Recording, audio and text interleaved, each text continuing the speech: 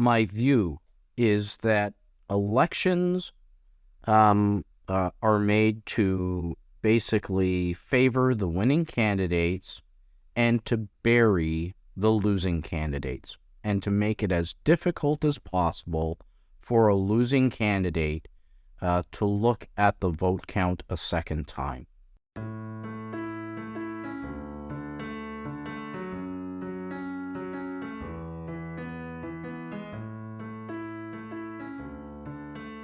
Hello and welcome to the next episode of Beneath the Law, where my partner and friend Stephen Teal and I get to scratch the surface, if you will, of some cases that we've seen that are of interest to us, frankly.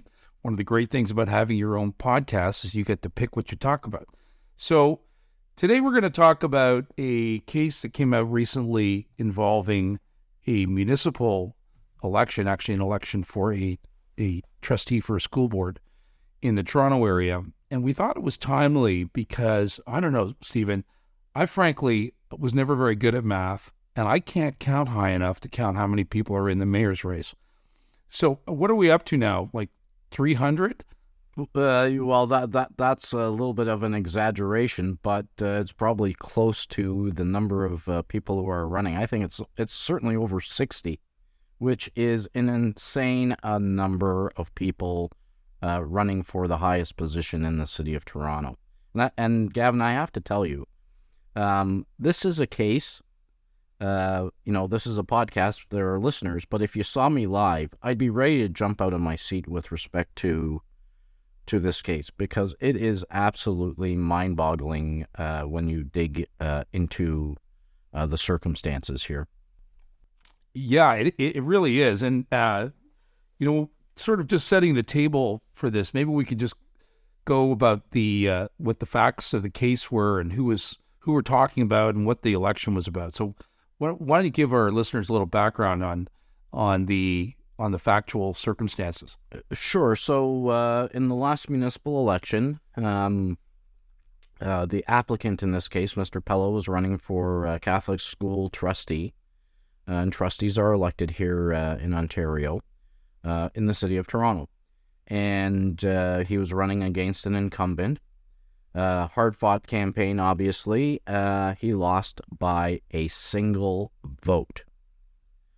So under Ontario election law that governs municipal elections, a recount is only held in the case of a tie. And that's a heck of a lot different than other legislation. And so he went first to the school board. The school board and basically municipal governments can adopt policies to deviate a little bit from what's in the statute. And they can also, by resolution, pass a recount after the fact. So that's obviously a political vote. And it's about who you know in government who was elected. The school board did not want a recount. There was no policy in place, so Mr. Pella was forced to go to court to prove that he should get a recount and that there were grounds for a recount. And he did get one, but it was very restricted to the ballots that you look at. There are what called undervotes, overvotes, and votes by mail, which are adjudicated votes, which actually have live people. We should talk about the election process because it's very interesting. I kind of look at this as, Trump contesting the election. And one of the big things is these vote tabulators that are used in our municipal elections. And so in Toronto, it is all, except for those mail-in ballots, the votes go through a machine and they're counted by a machine. We have to put a caveat that we will be saying no negative things whatsoever about vote counting machine companies on this podcast because we can't afford it. Well, and right. And do you remember we actually took a tour of a vote counting company? We saw all their lovely gadgets. Well, it's interesting that just before we go there, let's just sort of stop parenthetically and talk about under counting or overmarked. So Undervotes are what ballots where an elector does not cast a vote or chooses less than the allocated number of candidates who could be chosen. In other words, they've undervoted. Is that basically what that means? Yeah. You either just leave the ballot entirely blank, or let's say you have two people to choose from, you only choose one. That's considered an undervote. Okay, okay, that's interesting. If I have two people to choose from and I only choose one, maybe I didn't like the other person. Well, who knows, right? It's usually that happens where you've got 10 people running for a position, and you can select two or three. So an overvote is where an elector chooses too many candidates, right? So if he marked everybody on the ballot, that would be an overvote. Correct, and so I've seen that. I've been involved in recounts before at the federal level, and frequently you will see a ballot that has X's beside all of the candidates, and sometimes within those markings, you'll have let's say 5 candidates. You'll have 4 X's and 1 check mark. That would be considered an overvote by election officials because all of the candidates have been theoretically chosen. So when we're talking about recounts, and let's just go back to this for a second. So I just want to understand this for myself. So people get in the voting booth.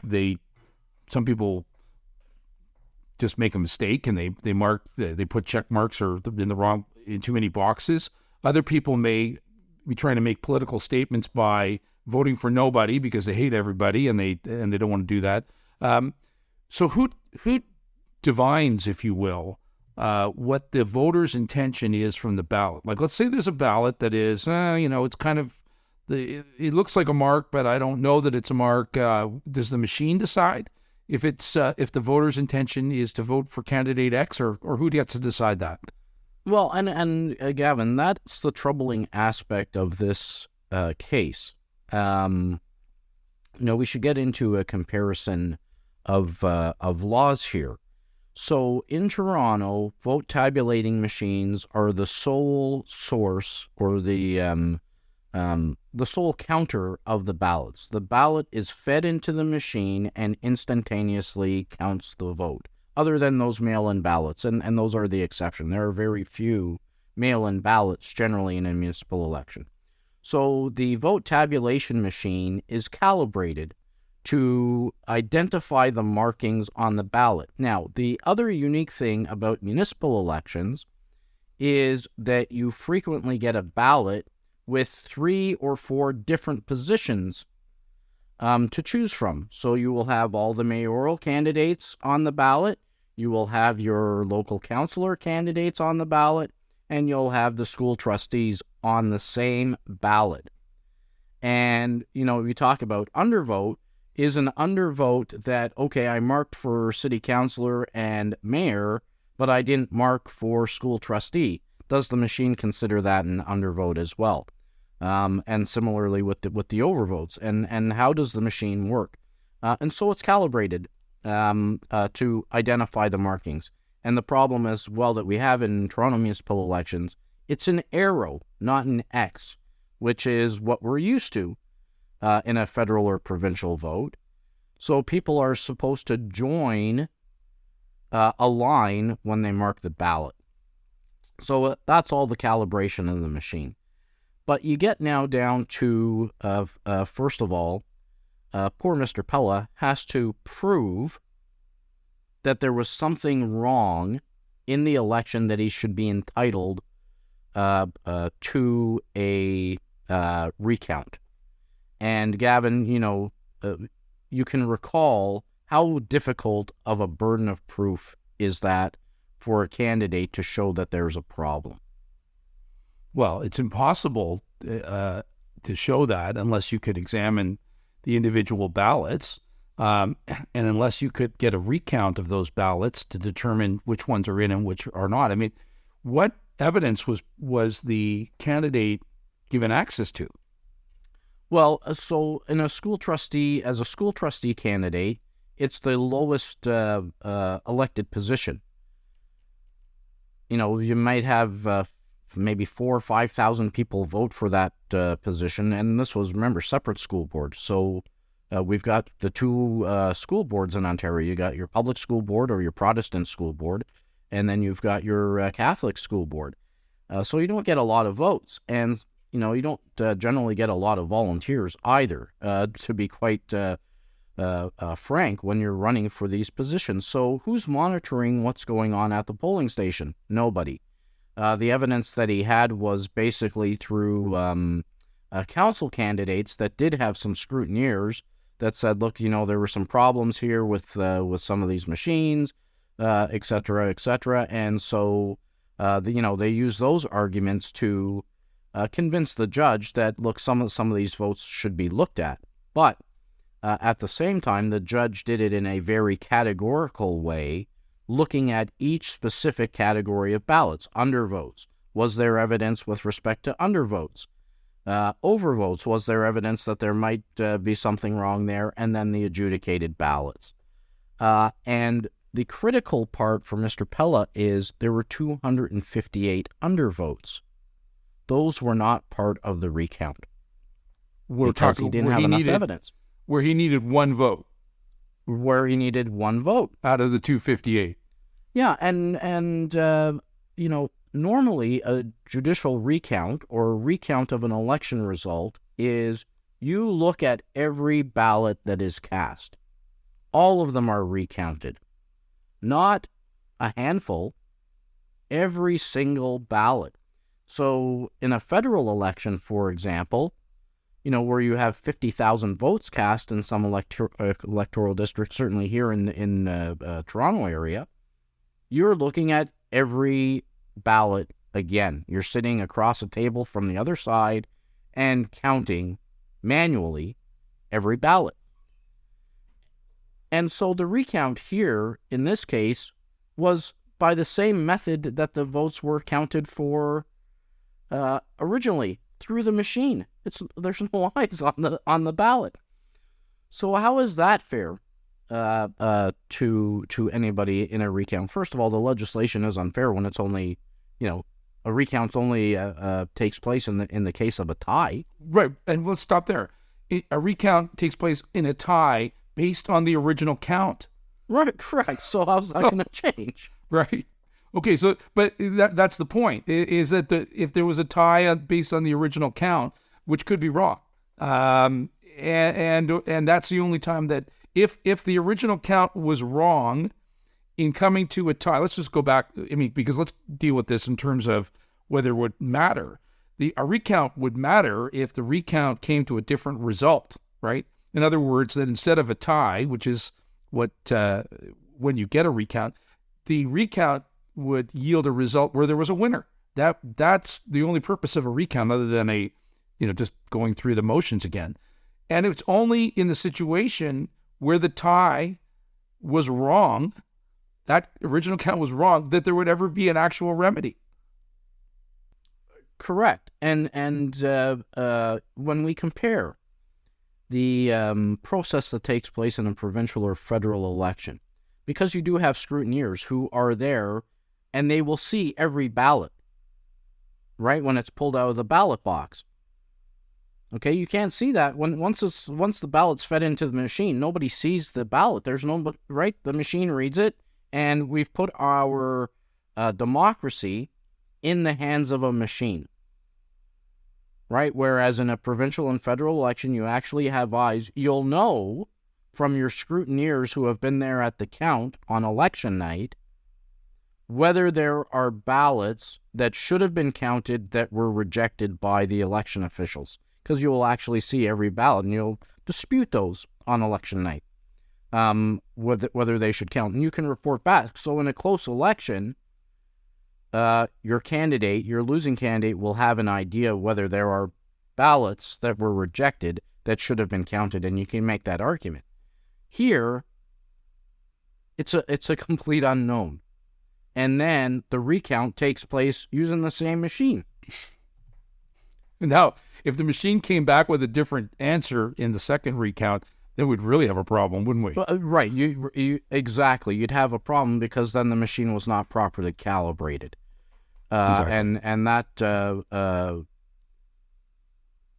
leads to other issues with respect to then the way that our democratic elections are run through a machine. Now, interestingly enough, Gavin, under provincial legislation, there's a provision that if the vote is done in a provincial election by a machine, the recount is supposed to be done manually, not by the machine. So the differences in the legislation don't make a lot of sense. Why one rule for municipal elections? Why a different rule for provincial elections? Well, there's And also, so, sorry to interrupt you, but there's also obviously, when you're dealing with an election that's that close on the original count, that there's one vote separating the winner from the loser, one would think that there would be some sort of margin of error that would trigger an automatic recount when you're that close.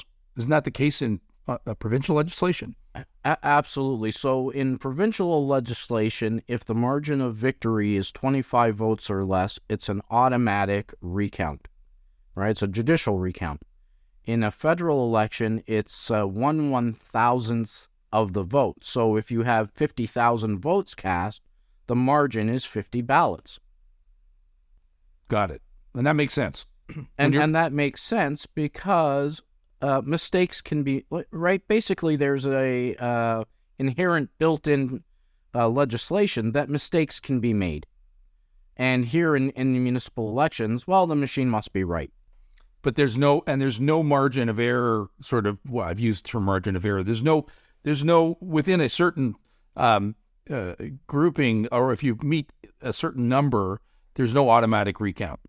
There is no automatic recount unless the municipality itself or the school boards adopt a policy to have that, margin of error. We'll use that term. Or difference in the victory as an automatic recount. I was just looking at it this morning, and there is actually a recount going on, I think, in the city of Brantford for the mayoral seat that was ordered because the margin of victory was something like 10 votes, and it fell within the policy of the municipality. The municipality had actually adopted a policy. City of Toronto, oddly enough, and we can get back to this mayoral election, which has no really clear front runner, right? There's lots of profile candidates, but nobody's, head over heels going to win this mayoral election. The City of Toronto has no policy for a recount. They just go by the legislation. Well, yeah, I mean, not to digress, but I mean, given the number of candidates there are for mayor in Toronto, how many pages is the ballot going to be? Oh, it'll be one page, but 8-point font. So, So a guy like me who needs glasses to read, if I go to the ballot booth without my glasses on, I won't even be able to read who the candidates are. Yeah, I think the person who, if there's a candidate, with a surname of Aardvark, they're probably going to do pretty well in this particular election, because you're not going to be able to find the people that you're looking for anyways. It's going to be like looking them up in the phone book. And there's an anachronistic analogy for all of our listeners. It was actually before you actually look people up on Google. There was actually a book that you had to look through, which is what the ballot is going to look like.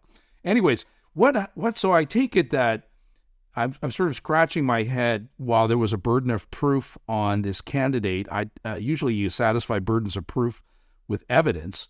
I'm not sure how you would get the evidence other than this sort of hearsay, or there were some shenanigans going on, but we don't know what they were, and we don't know whether they affected the ballots. But I take it that given the lack of evidence and the fact that you had an onus to prove something, I take it that Mr. Pella was doomed to failure in this quest for a recount.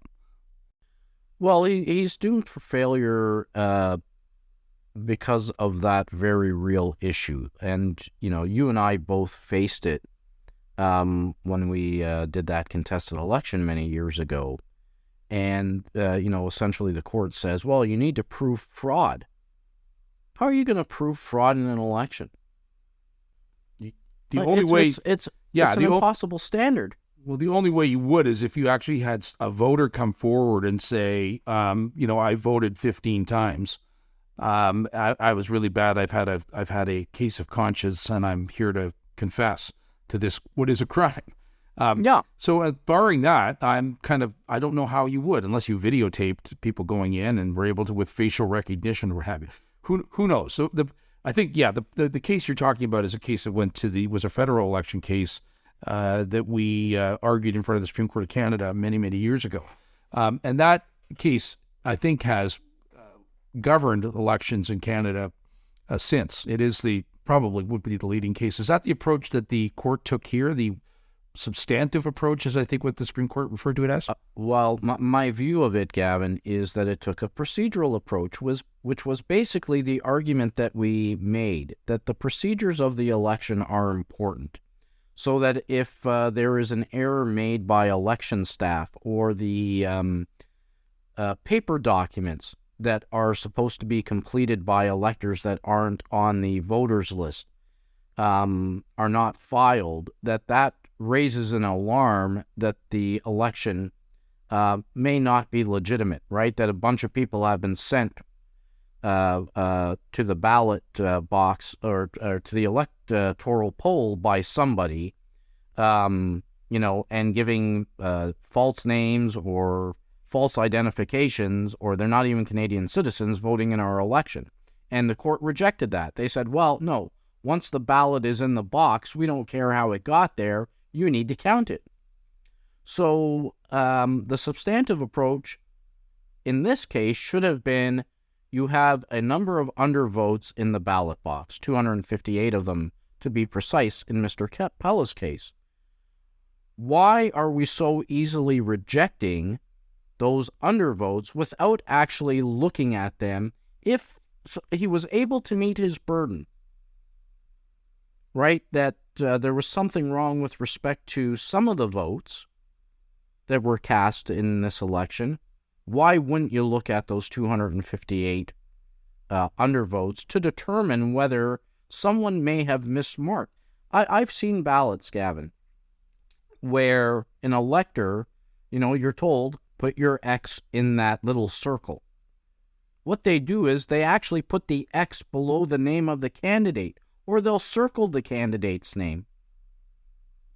Was the machine calibrated to distinguish between the mark in the circle versus the mark under the name? Right? There was no evidence of that as far as I'm aware. But that would be a voter intent.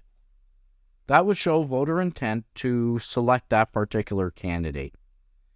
And so I'm not sure, quite frankly, I'm not going to criticize the court's decision, but I do question the outcome when someone has made the effort to cast a ballot that may have been a legitimate ballot, and in a close election that is decided by one vote, that we are not taking the time in our democracy to have a look at those 258 votes. Yeah, no, I think that's a really good point. One thing just in terms of the policy issue, I mean, disenfranchising a voter who's taken the time, frankly, and they would be, unfortunately, probably in the great minority of people who actually got up, went to the voting station on election day, particularly in a municipal election, and took the time to vote, but had their vote not counted because they didn't follow instructions very well.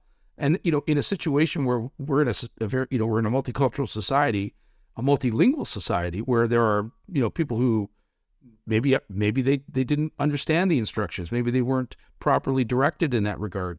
But their democratic intention, as, reflected on their ballot, is thrown out willy-nilly. And this other issue, of the undervoting, I find really troubling. So if there's a requirement, for example, to vote for 3 offices, are you saying that if I choose to only mark 2 on my ballot, and the third is left blank, are you saying that my 2 votes for the people I did vote for don't get counted either? The entire ballot goes out? No, those votes will be counted, but the ballot will be flagged as being an undervote ballot. I see. So, look, the 258 votes may not have made a difference at the end of the day. Well, he But only I needed think one. from a democracy standpoint, isn't an election not just about choosing winning candidates, but satisfying the losing candidate that they ran in what was a fair process? Well, not only the losing candidate, but I think in Everybody. the people who voted for that candidate.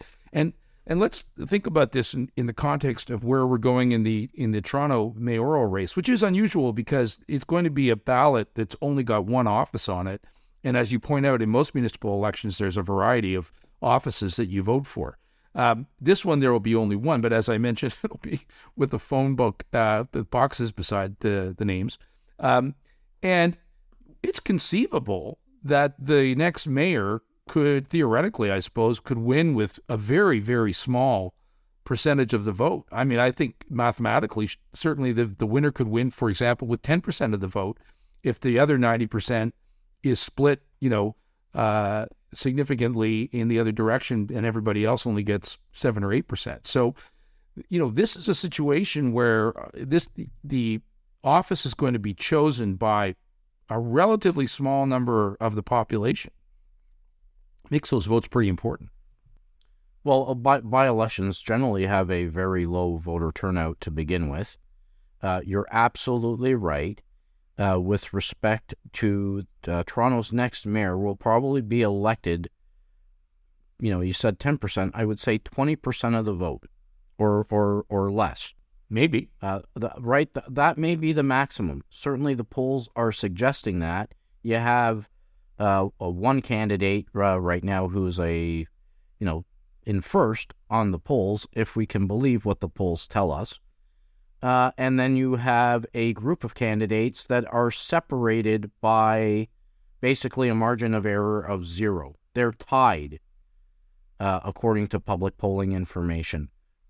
Is that really the best thing for democracy? I think you're going to have a lot of cries for reform at the municipal level. We have in Toronto the 6th or 5th largest government in all of Canada. And this is how our electoral system is working.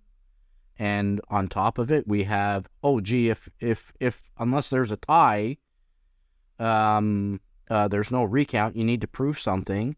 And let's say it ends up in a tie, and the machine comes back with a tie. Well, we're picking the mayor out of the hat. That's remarkable. I know that, that we have this first past the post system here in Canada. But I recall recently the municipal election in the city of Chicago, where there was a large field of candidates for mayor, as I recall, and it came down to the top two. Then had a runoff between them. In a situation like this, where we've got literally dozens of candidates running, and you may have a winner who is elected by less than, you say 10. I'm saying mathematically it could be less than 10. You say 20%, fine. 1 in 5 voters voted for a particular candidate and they're the winner. Would it make sense with a field that large to then have a runoff between the 2 or 3 top candidates so we can actually have a meaningful election?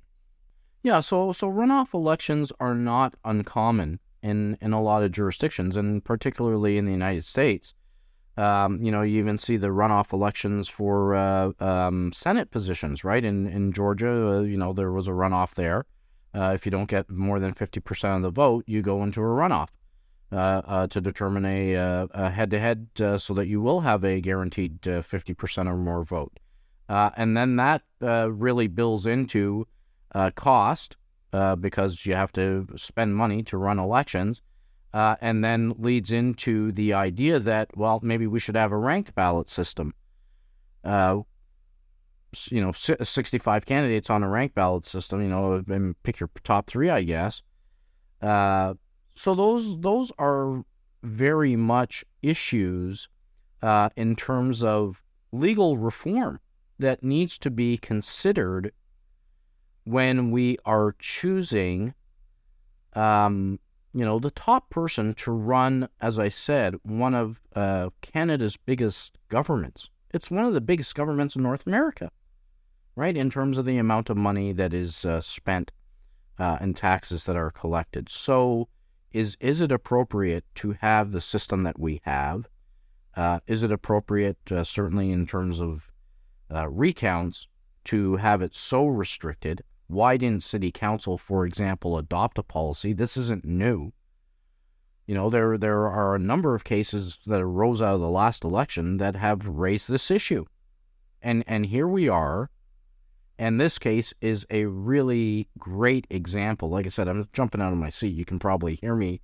But You know, one thing I will say is my own theory on that is winners rarely want to change the rules of the game that they just won.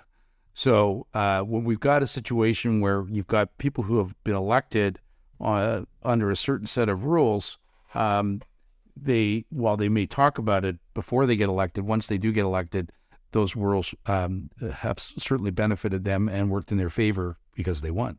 Well, Gavin, you almost hate to say it, but my view is that elections are made to basically favor the winning candidates and to bury the losing candidates, and to make it as difficult as possible for a losing candidate to look at the vote count a second time.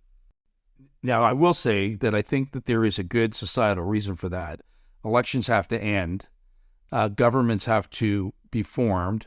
They need to govern. And if it's continuously questioning the legitimacy of a government, and there is never-ending debate about whether that government was actually elected or not, nothing will ever get done. There will be no legitimacy in government, and people will not be getting on with the day-to-day business of their lives and society, and that will, I think, in my view, adversely impact society in the long run. So there is a need for finality, but there's also, I think, in fairness, there's a need for confidence too.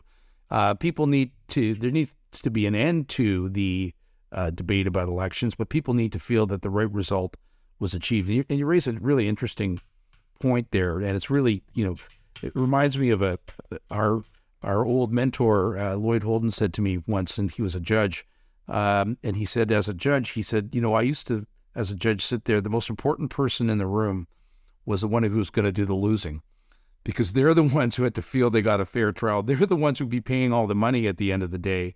And, we need to think sometimes about how's the loser going to feel, because they need to accept the result. So in all, I think that these are interesting, very interesting debates. Democracy certainly isn't an easy system. It certainly has its faults. I think it was Winston Churchill who said, though I may be wrong about my quoting, but it's not a great system, but it's better than all the others. And here we are, the rough justice of democracy being fought out in the courts again, and once again leading to the same result, which was live with it. That's the result, and this is the way democracy works. If you want to contest it, put your name on the ballot in the next election. I agree 100%, Gavin. Great discussion. Thanks again, Stephen. And thanks to all of you for listening to this episode of Beneath the Law. As we are fond of saying, if no one is above the law, then everyone is beneath it. Great discussion, Stephen, as always, and look forward to chatting with you again very soon.